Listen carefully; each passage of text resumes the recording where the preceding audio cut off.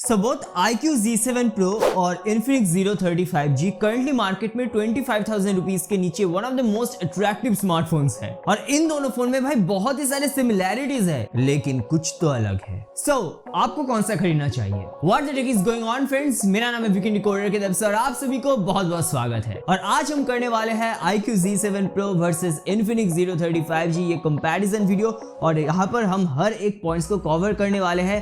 Although आपको time stamp description में मिल जाएगा तो अपने हिसाब से स्किप कर सकते हो, पर यार पूरा वीडियो देख लो, मुझे भी हेल्प मिल जाएगा। तो शुरू में हम प्राइसिंग को लेके बात कर लेते हैं। तो दोनों ही फोन आपको कार्ड ऑफर लगा के 22,000 रुपीज से मिलना स्टार्ट हो जाएगा, जहां पर आपको 8GB रैम मिल जाता है। बट इन्फिनिक्स में आपको मिलता है 256GB का internal storage compare to 128GB storage on iQOO Z7 Pro। तो एक ही प्राइस में आपको इन्फिनिक्स में ज्यादा स्टोरेज मिलता है। और चलिए अब हम बाकी पॉइंट्स को यहाँ पर कवर करते हैं। ऑलराइट गाइस, तो मेरे लेफ्ट साइड में है Infinix Zero 35G और मेरे राइट साइड में है iQOO Z7 Pro।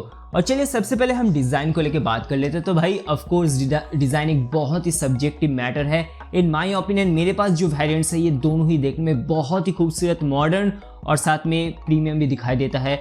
इन्फिनिक्स में इस वेरिएंट में आपको स्पेशल वेगन लेदर एडिशन मिल जाता है, जो कि मुझे लगता है इस ग्रीन और गोल्डन एक्सेंट के साथ बहुत ही बढ़िया दिखाई देता है। और iQOO Z7 Pro का ये जो ग्रेफाइट ब्लैक कलर वेरिएंट है भाई, ये भी देखने में बहुत ही खूबसूरत है। यहाँ पर भी आपको एक बहुत ही अच्छा मैट टेक्सचर मिल जाता है, जो कि पकड़ने में बहुत ही प्रीमियम लगता है। वैसे बिल्ड क्वालिटी को लेकर बात करें देन किसी में भी आपको ग्लास बैक नहीं मिलता है, बट मुझे लगता नहीं ये कोई भी प्रॉब्लम होगा, बिकॉज यहाँ पर जो फिनिशिंग दिया गया है वो ऑलरेडी इसकी एक्सपीरियंस को एनहांस कर देता है। ऑल्सो दोनों में से कोई भी फोन फिंगरप्रिंट स्मजेस को ज्यादा अट्रैक्ट नहीं करता है।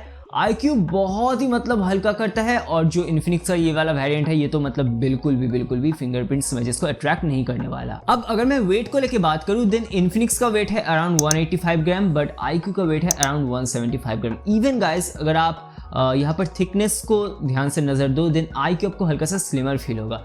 तो इसका कंक्लूजन ये है कि अगर आप दोनों ही फोन को यूज करते हो, ऑफकोर्स आपको दोनों ही फोन को यूज करने के लिए दोनों ही हाथों का इस्तेमाल करना होगा, बट iQOO मुझे थोड़ा सा ज्यादा कंफर्टेबल लगा यूज करने में और होल्ड करने में। बट ऐसा नहीं है कि इन्फिनिक्स आप यूज नहीं कर पाओगे, इसका भी जो वेट डिस्ट्रीब्यूशन है वो बहुत ही बढ़िया है। बट दोनों में से अगर मुझे एक को पिक करना हो होल्ड करने के लिए देन मैं वहां पर iQOO को पिक करूंगा, बिकॉज ये थोड़ा सा लाइट वेट फील होता है। अब बात करें कि डिस्प्लेस को लेकर देन दोनों में आपको सुपर एमोलेड डिस्प्ले मिल जाता है और यहाँ पर एक्चुअली दोनों का डिस्प्ले बहुत ही बढ़िया दिया गया। ऑल्दो मैं ये कहना चाहूंगा कि जो इन्फिनिक्स का डिस्प्ले है वो थोड़ा सा बूस्टेड कलर रिप्रोड्यूस करता है, but compare to that iQOO थोड़ा सा नेचुरल साइड पे ज्यादा है।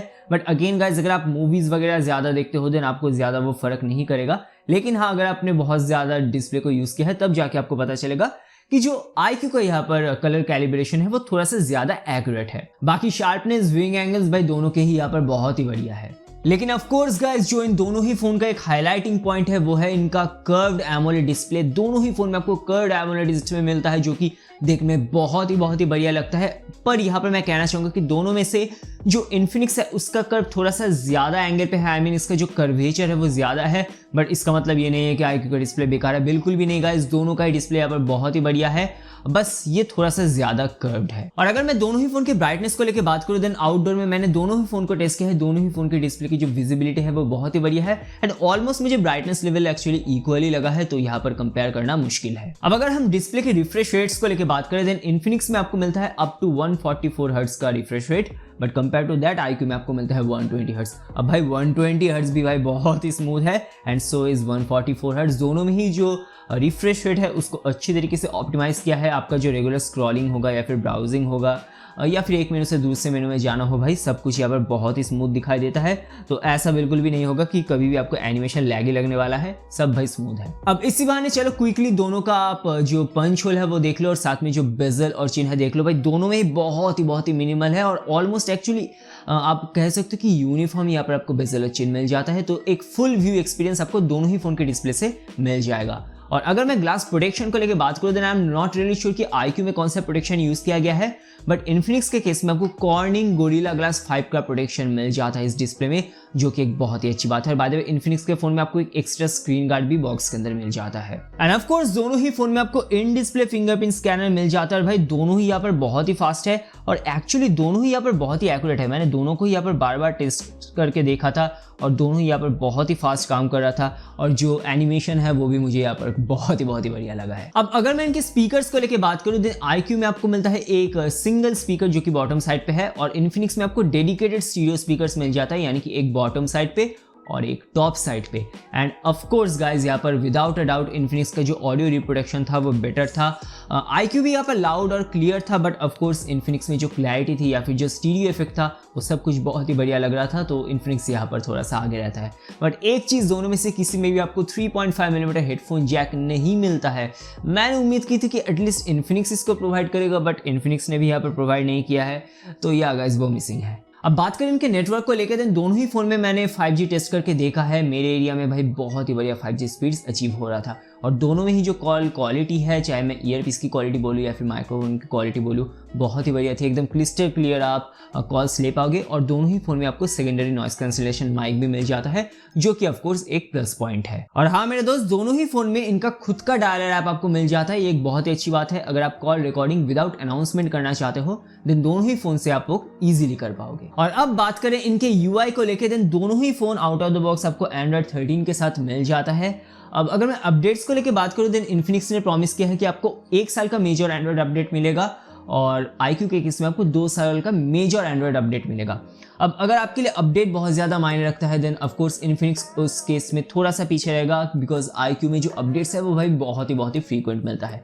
अगर मैं एड्स को लेकर बात करूँ, then out of the box आपको दोनों ही फ़ोन में कुछ ब्लोटवेयर्स मिल जाते हैं जिनको आपको अनइंस्टॉल करना होगा। बट सिर्फ उतना ही नहीं गाइस, दोनों ही फ़ोन में कुछ एप्लीकेशन है जो कि यहाँ पर आप कह सकते हो रिकमेंडेशन को पुश करता है। जैसे कि इन्फिनिक्स के केस में यहाँ पर जो VZone है या फिर जो X क्लब है, यहाँ से बहुत ज़्यादा नोटिफिकेशन आता है, तो बहुत ही बढ़िया होगा अगर आप नोटिफिकेशन को ऑफ करके रखो।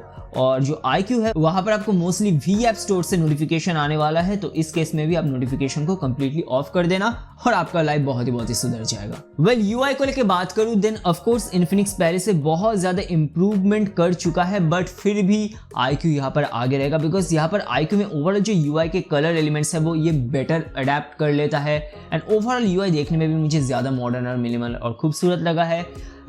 इन्फिनिक्स ऐसा नहीं है कि बेकार है, इन्फिनिक्स भी इंप्रूव कर रहा है, बट स्टिल मैं कहूँगा कि ओवरऑल UI का जो ब्यूटिफिकेशन है वो IQ में आपको बेटर मिलता है। बट इन्फिनिक्स के केस में आपको कुछ एक्स्ट्रा फीचर्स भी मिल जाते हैं, जैसे कि आप यहाँ पर WhatsApp call recording, WhatsApp video वगैरह ऑन कर सकते हो, या फिर आपको यहाँ पर एक PIP मोड मिल जाता है जिससे आप विदाउट प्रीमियम सब्सक्रिप्शन भी यूट्यूब को बैकग्राउंड में प्ले कर सकते हो। तो ऑफकोर्स दोनों ही UI के कुछ प्रोज एंड कॉन्स है, बट IQ का UI बेटर दिखाई देता है। अब बात करते हैं दोनों के इंटरनल स्पेक्स को लेके, देन इन्फिनिक्स में आपको मिलता है MediaTek Dimensity 8020 का processor, but compare to that आपको IQ में मिलता है 7200 का प्रोसेसर। अब ऑन पेपर अगर हम बेंचमार्क देखें, देन IQ यहाँ पर थोड़ा सा आगे रहता है, बट यहाँ पर एक मेजर डिफरेंस ये है कि IQ में आपको मिलता है UFS 2.2 स्टोरेज, बट इन्फिनिक्स में आपको मिलता है UFS 3.1 स्टोरेज। और इसीलिए क्या होता है गाइस कि ओवरऑल जो ऐप ओपनिंग है वो हमेशा एक्चुअली इन्फिनिक्स में फास्टर हो रहा था। तो पहली बार आप जब ऐप ओपन करोगे आप देखोगे कि IQ आपको थोड़ा सा लैगी दिखाई देगा, बट इन्फिनिक्स ऑलमोस्ट तुरंत हो जाता है।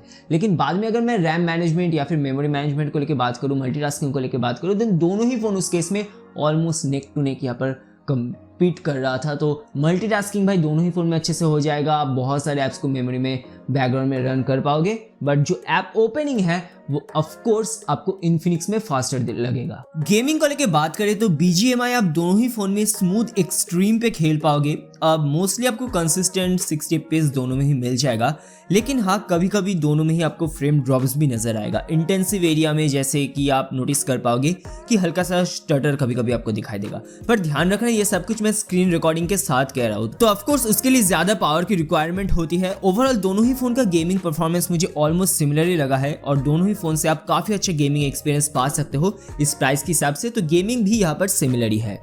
अब चलो बात कर लेते हैं दोनों के कैमरास को लेके। देन इन्फिनिक्स में आपको मिलता है 108 मेगापिक्सल का प्राइमरी कैमरा जहाँ पर आपको OIS मिल जाता है, बट IQ में आपको मिलता है 64 मेगापिक्सल का primary camera with OIS।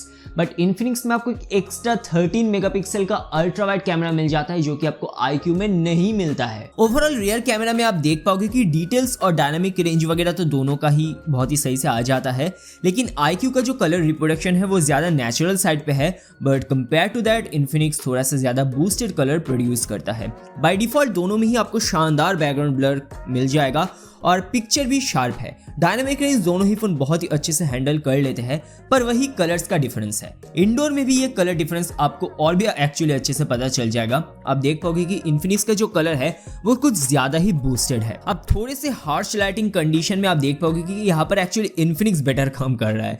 Details भी इसमें आपको ज्यादा दिखाई देंगे और इस बार ये एक्चुअली बेटर कलर भी रिप्रोड्यूस कर रहा है, तो यहाँ पर इन्फिनिक्स हल्का सा आगे रहेगा। पर जब एकदम लो लाइटिंग कंडीशन हो जाता है वहां पर definitely IQ much better perform करता है। स्पेशली जो डार्क एरियाज है वो देखिए इन्फिनिक्स के फोन में अच्छे से एक्सपोज नहीं हो पाते, लेकिन IQ इस केस में बहुत ही पावरफुल है।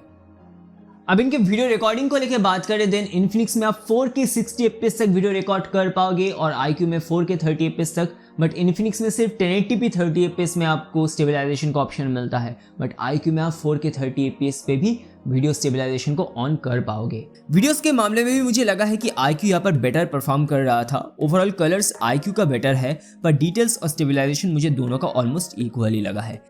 पर हाँ, इन्फिनिक्स में आपको डेडिकेटेड अल्ट्रा वाइड कैमरा मिल जाता है जो कि काफी शार्प इमेजेस देता है। कलर्स थोड़े से बूस्टेड है, लेकिन IQ में तो ये कैमरा आपको मिलता ही नहीं है। अब इनके फ्रंट कैमरास को लेके बात करें, देन इन्फिनिक्स में आपको मिल जाता है 50 मेगापिक्सल का फ्रंट कैमरा, बट IQ में आपको मिलता है 16 मेगापिक्सल का फ्रंट कैमरा। सेल्फीज को लेके बात करें, देन हर एक सिचुएशन पे इन्फिनिक्स यहाँ पर विनर है। स्किन टोन ज्यादा खूबसूरत दिखाई देता है और डिटेल्स भी इसमें बेटर है। By the way, portrait mode का एज डिटेक्शन दोनों ही फोन में बहुत ही बढ़िया तरीके से आ जाता है, बट अगेन इन्फिनिक्स सेल्फी के मामले में यहाँ पर काफी बेटर परफॉर्म कर रहा है हर एक सिचुएशन पे। और ये है दोनों की फ्रंट कैमरा वीडियो क्वालिटी, और यहाँ पर मुझे क्लियरली इन्फिनिक्स बेटर दिखाई दे रहा है बिकॉज IQ ज़्यादा क्रॉप्ड इन है और साथ में जो फेशियल डिटेल्स है वो आर्टिफिशियल दिखाई दे रहा है, but compare to that Infinix में ये काफ़ी हद तक नेचुरल दिखाई दे रहा है। 1080p 30 fps पे मैं रिकॉर्ड कर रहा हूँ, ऑल दो इन्फिनिक्स 60 fps भी सपोर्ट करता है 4K में, बट वहाँ पर आपको स्टेबलाइजेशन नहीं मिलता है, बट जो कि आपको 1080p 30 fps पे दोनों ही में मिल जाएगा। मुझे IQ यहाँ पर थोड़ा सा डाउन लग रहा है, इन्फिनिक्स यहाँ पर बेटर लग रहा है। ये है नाइट लाइटिंग में, मतलब लो लाइटिंग में दोनों के फ्रंट कैमरा से वीडियो क्वालिटी, और इट्स रियली टफ टू जज बिकॉज इन्फिनिक्स के वीडियो में नॉइज़ काफ़ी ज़्यादा है, बट IQ में वो कम है। बट IQ में आप देख सकते हो एक्सपोजर भी काफ़ी कम है, तो थोड़ा सा आपको यहाँ पर चॉइस करना होगा। IQ थोड़ा सा क्लियर है बस। अब बात करते हैं इनके बैटरीज को लेके, देन इन्फिनिक्स में आपको मिल जाता है 5000 मिली एम्प आवर की बैटरी, बट IQ में आपको मिलता है 4600 मिली एम्प आवर की बैटरी, और ये एक्चुअली आपको रियल लाइफ में भी दिखाई देगा।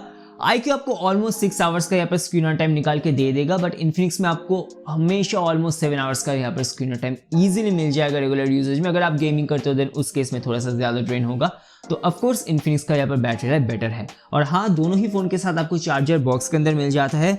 IQ में आपको मिलता है 66 वाट का फास्ट चार्जर, बट इन्फिनिक्स में आपको मिलता है 68 वाट का फास्ट चार्जर।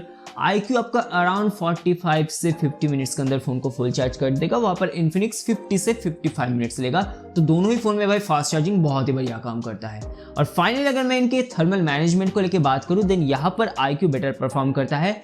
IQ में जो हीटिंग मैनेजमेंट था इस बार वो मुझे बेटर लगा है। इन्फिनिक्स इस बार हेवी टास्किंग जैसे कि हेवी गेमिंग या फिर वीडियो रिकॉर्डिंग या फिर HDR प्लेबैक के टाइम थोड़ी देर बाद जो टॉप पोर्शन है वो थोड़ा सा ओवरहीट मुझे लगा था हो रहा था, बट IQ में ऐसा नहीं था। और हाँ, दोनों ही फोन बहुत ही जल्दी कूल डाउन भी हो जाता है, बट अगर मुझे दोनों के अंदर एक को पिक करना हो थर्मल मैनेजमेंट के लिए, तो मैं कहूँगा IQ वहाँ पर बेटर परफॉर्म करता है। तो आपको कौन सा लेना चाहिए? वेल, क्लियर आंसर है। अगर आपको बेटर सॉफ्टवेयर चाहिए और बेटर अपडेट्स का सपोर्ट चाहिए, साथ में बेटर रियर कैमरा परफॉर्मेंस चाहिए, देन आपको IQ Z7 Pro के साथ जाना चाहिए। लेकिन अगर आपको बेटर स्पीकर्स चाहिए, बेटर सेल्फी कैमरा चाहिए, बेटर बैटरी लाइफ चाहिए, तो आपको Infinix Zero 30 5G परचेज करना चाहिए। तो ऑफ कोर्स गाइस, दोनों ही फोन यहाँ पर बहुत ही बढ़िया है, लेकिन आपकी क्या प्रायोरिटी है, आप उस हिसाब से अपना परचेज डिसीजन लेना। तो आपको क्या लगता है कमेंट करना ना भूलिए। वीडियो अच्छा लगे तो डेफिनेटली लाइक कर देना। तो आपका दिन शुभ रहे, मिलता है अगले वीडियो में, एंड पीस।